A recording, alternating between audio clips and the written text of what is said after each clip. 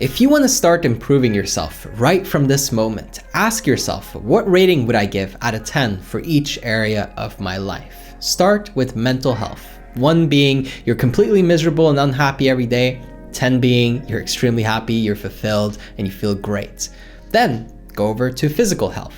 1 being you're completely out of shape, you can't even move, you're extremely overweight, and 10 being your ideal perfect physique. Where are you on that scale?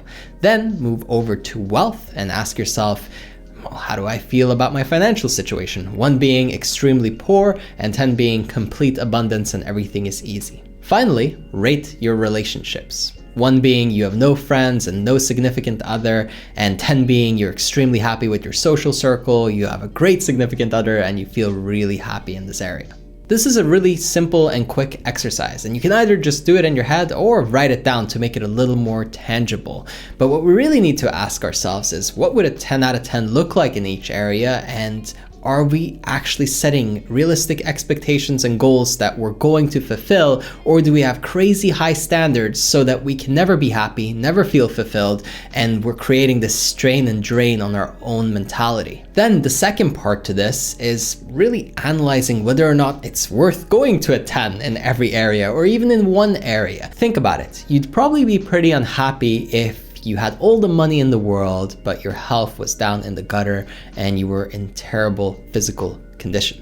What I'm trying to get you to think about here is maybe you're being obsessive. Maybe you're sacrificing time with your loved ones so that you can work harder. But the reason you're working harder is so that you can have more time with your loved ones. Well, this is a net loss, and you're playing a game that you'll never really win, because even when you have all that money, you've lost all that time that you could have been spending with them. You probably could have made less money, but at the same time, enjoyed your life more by actually spending it doing things that you care about. There's probably something in the back of your head that you're telling yourself, once I get this, or once I get to that point or that stage or that goal, then I will be okay, then I will be happy and all my problems will be solved.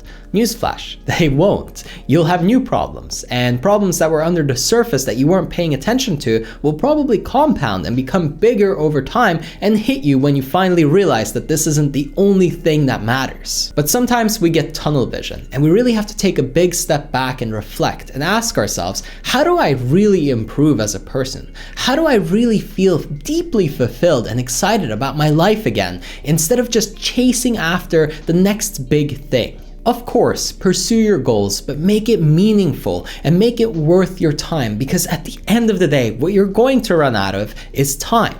It's an extremely finite resource, and the reason to work on yourself to make your life better is so that the time that you do spend alive is spent in a great state, happy. Sometimes it's more important to spend time journaling, writing down your thoughts, working through your own trauma and what you've been through that's been difficult in your life, that might be on loop and repeat and triggering you and causing you all kinds of pain, rather than trying to run as fast as possible towards the thing that you want. And to really make sure this lands, just think about how fast you can get from point A to point B running, and then compare how fast you can get from that same spot to that same destination in a jet airplane. The vehicle is what determines the speed largely, not the approach or how much effort you put in. So you are the vehicle in your life. You are the thing that you have to improve and make better and transform. Because if you were in a state of bliss and joy and excitement, imagine how much easier it would be to do everything that you need to do. I often have my clients quote me on this. They say,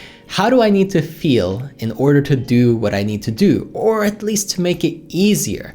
Yes, of course, you can push through, but there's also a limit to that, and eventually you'll exhaust yourself and all your willpower. So as much as I would love for you to use your willpower to push through and break down the barriers and get yourself moving, that only lasts for so long. And to make it sustainable, we have to have a deep personal breakthrough. If you are in a state of perpetual unsatisfaction, or if you're always complaining about things, chances are, no matter how much your life changes, you'll still be that same person.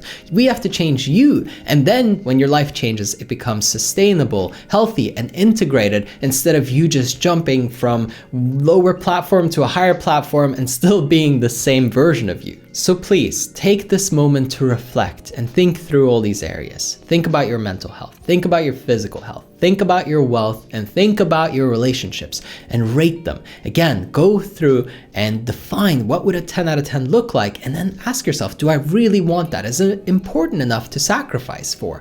And also, would I be unhappy if I reached a 10 in this area, but then was a 2 in a different area? It's probably not worth all of that. Think about what's really important to you. Think about what makes you truly fulfilled and happy, and don't just ignore it and let go of all these things that you find valuable just so you can overachieve in one area. Now, of course, there are seasons, and this advice is contextual. It depends on where you are right now. If you're pushing yourself and you are really giving all your effort and energy into one thing for a certain amount of time, and eventually you're going to work on other areas of your life, of course, fully acceptable. But for most people, I think that approach creates an obsessive nature. It creates a loop of unhappiness and pain and suffering that really doesn't need to be experienced. It's not about becoming a jack of all trades and master of none, but rather to find meaning and purpose and to really put quality thinking time into your decision making, so that all this energy that you pour out and everything that you give isn't wasted on something that wasn't really worthwhile. Remember, 5 minutes of planning and thinking things through can save you a lifetime of suffering and making mistakes. Also, if you want my support, if you want me to coach you one-on-one every week to help you create consistent breakthroughs in every area of your life, if you want me to really make sure that you aren't stopping yourself, holding yourself back, getting in your own way, then I invite you to jump on a one-on-one call with me. Go to erafael.com, the link is in the description, and you can book a session. We'll talk, see if we're a good fit, and if so, I'll be supporting you on your journey of personal development.